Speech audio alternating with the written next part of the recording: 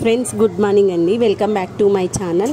ఈ యొక్క సమ్మర్ వచ్చేసింది అంటే మనము లిక్విడ్స్ జ్యూసెస్ ఎక్కువగా తీసుకుంటే చాలా మంచిది కదా. ఈరోజు అయితే నేను బనానా మిల్క్ షేక్ చేస్తున్నాను. ఈజీ ప్రాసెస్లో ఈ యొక్క బనానా మిల్క్ షేక్ ఎలా చేయొచ్చో చూసేద్దామా. దీనికి నేను ఒక బనానా తీసుకున్నాను, ఒక గ్లాస్ మిల్క్, ఒక 4 ఖర్జూరాలు, తర్వాత వచ్చేసి కొన్ని బాదాము, కొన్ని కాజు, కొన్ని వచ్చేసి మనకి పంప్కిన్ సీడ్స్ అంటే గుమ్మడి గింజలు, వీటిని తీసుకున్నాను. అయితే తర్వాత మిక్సీ జార్ తీసుకొని మనకి జ్యూస్ మేకర్ ఉంటే జ్యూస్ మేకర్లో కూడా చేసుకోవచ్చు. మన దగ్గర జ్యూస్ మేకర్ లేకపోతే ఈ యొక్క మిక్సీ జార్లో అయినా చేసుకోవచ్చు అనమాట.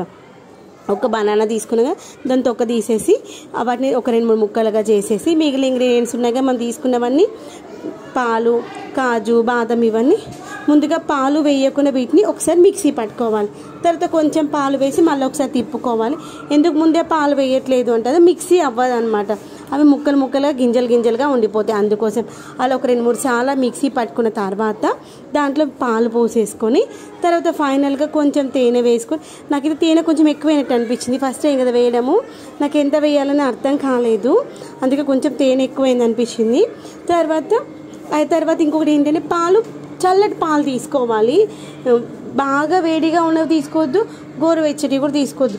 మనము ఈ యొక్క మిల్క్ షేక్ చేసుకునేటప్పుడు పాలను ఫ్రిడ్జ్లో పెట్టుకొని తీసుకున్నాం అనుకోండి, మిల్క్ షేక్ మంచి తీయగా కమ్మగా ఉంటుంది అనమాట.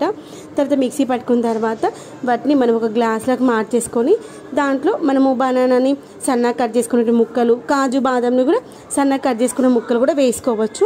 బాగుంటుంది అనమాట. ఇంతే, చాలా ఈజీగా ఈ యొక్క బనానా మిల్క్ షేక్ అయితే అయిపోయింది. టేస్ట్ అయితే బాగుంది, కానీ కొంచెం తేనె ఎక్కువైనా టేస్ట్ వచ్చింది అనమాట. మా వారైతే బాగుంది అన్నాడు.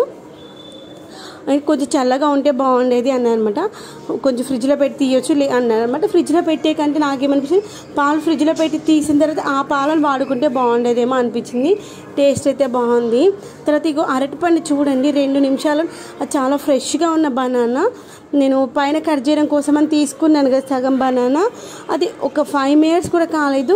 చూడండి, మన బనానా ఎక్కడి వరకు అయితే ఓపెన్ చేసామో అక్కడ మొత్తం కలర్ చేంజ్ అయిపోయింది. అప్పుడు అనిపించింది వాటికి తొందరగా మక్కడానికి, కలర్ రావడానికి వాడేటువంటి కెమికల్స్ వల్ల బనానా తొక్కలు అలా అయిపోతున్నాయి అనిపించింది. అసలు నేను బనానా మిక్సీ పట్టేటప్పుడు అబ్జర్వ్ చేశాను, ఇట్లా తొక్కలు తీసేసి మిక్సీ పట్టడం ఎంత 5 minutesలో అయిపోతుంది కదా, ఆ 5 minutesలోనే మొత్తం అవి బ్లాక్గా అయిపోయాయి అనమాట. ఏంటి ఇప్పుడు దాకా మంచిగా ఎల్లోయిష్లో ఉన్నటువంటి బనానా తొక్క ఇంత బ్లాక్గా అయిపోయింది ఏంటా అనిపించింది.